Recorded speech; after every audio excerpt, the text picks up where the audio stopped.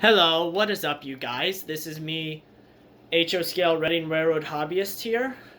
Today, my first video for my channel is unfortunately not going to be on a Reading engine because my Reading engine is at the Bowser manufacturer plant right now getting tested because my track ended up shorting out with it on it, with my Ulco C630 on it. So that's at Bowser right now. They're taking care of it, see what's wrong. But the newest engine I have is this one. This engine right here is Bowser's HO Scale U25B, which was General Electric's very first successful freight engine, built during the early years of the 1960s. Overall, this model is very nice. And I've noticed with Bowser, I have noticed with Bowser that I never ever get disappointed with their engines whatsoever. And I would like to give a shout out to Joe's train station in Warminster, Pennsylvania. That is where I got this engine from. And I have had a good business record with that hobby store. So I would highly recommend if you're in that if you live in that area to go and check them out because yeah, I have had really good business with them and I highly recommend going to them. So anyway, what is it I like about this engine? So first of all, the detail. Unfortunately, if you can't really see, that's okay because I will be pointing stuff out. The grab irons right here are in really nice detail. They are plastic. I would, if I could, upgrade the grab irons to metal, but it's okay if they're plastic here. And also you have the grab irons here, and then your front grab irons and the ones on the rear. Another interesting feature that Bowser has put on this engine that's also prototypical correct is these are not grab irons on the top. These are what's called telephone or telecommunication antennas. And the Pennsylvania Railroad, which 2519 here was operated by the Pennsylvania Railroad. The Pennsylvania and the Kansas Railroad used this system. It was sort of a good and a horrible and bad system. Even when it first came out in 1943, issues with the telephone communication system was that they had the tendency to pick up electrical interference over electric lines. Not just power lines, but like electrical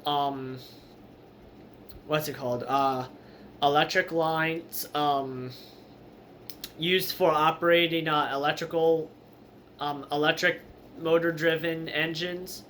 So that was the main issue, or like the main reason why they started phasing the telephone communication system out and replacing them with radios. Now, what I will say is the photo I have found with this engine in it is from 1965, and according to Wikipedia, that system was being phased out in the early 60s. So I'm assuming some Pennsylvania engines still kept the telephone communication system in it. But yeah, you also got your lights. So you got your front headlight, and also when you want to go backwards, you change your direction, and the rear headlight turns on. Another feature you also have when you press the F5 key is your is your classification lights, which are here and here on the front, and then on the back they are on the top right rear and the top left rear. And that shows you, from what I know of, the front and the back of the engine during the nighttime. Those are not headlights, so yeah. Now, the sound on this is ESU Loke sound, which is a much better improvement over my Alco C630 with the Tsunami sound. It is overall a really good, and I'm going to say, in my opinion, top of the line sound system for the HO scale engines. And I'm hoping with my Alco C630 that it will be upgraded to ESU Loke Select. So that's what I'm hoping. But when I get that engine back, I will be doing a review video on that engine too. Overall, this is a really nicely detailed DCC with sound engine. I highly recommend picking this engine up at your local hobby store. So I'm going to do a little demo of this engine, so you guys can see and listen to how this sounds. The recording of that's in this engine for the sound is from an actual General Electric U25B, which is still running to this day. I think it was recorded from one out in California, at a rail museum there. So all right, here we go.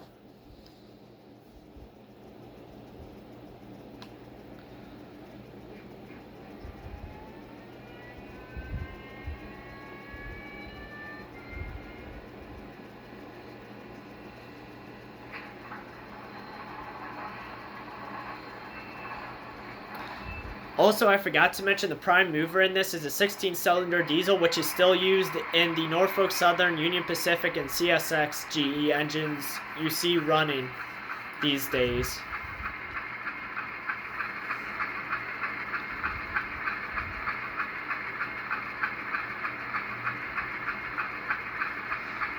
So, and I am going to say this sound is really, like, crisp and really clear. Unfortunately, because of the size of these engines, there is no bass to these engines. And also the horn is very playable on this too, which I will also demonstrate later on in this demo.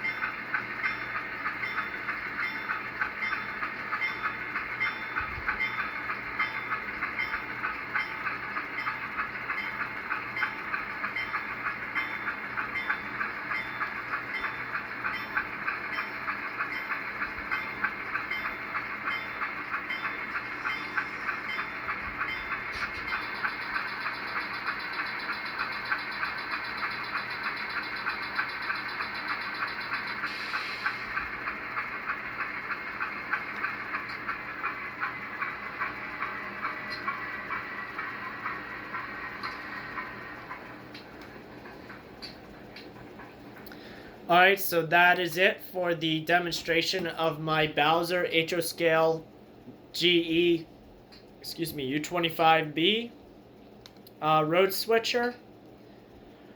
If you have any questions or comments, please leave them in the comment section below. I will try to get back to you as soon as possible. Oh, make sure the positive comments. Those are questions or comments. Those are the only ones I answer back to. I only answer back to. And if you would like more information on this engine, please visit Bowser's website, which I will put their link in the description below. And as always, thank you for watching. And yet again, a big shout out to Joe's Train Station in Warminster, PA, for the excellent experience I have with them. Have a nice day. Bye.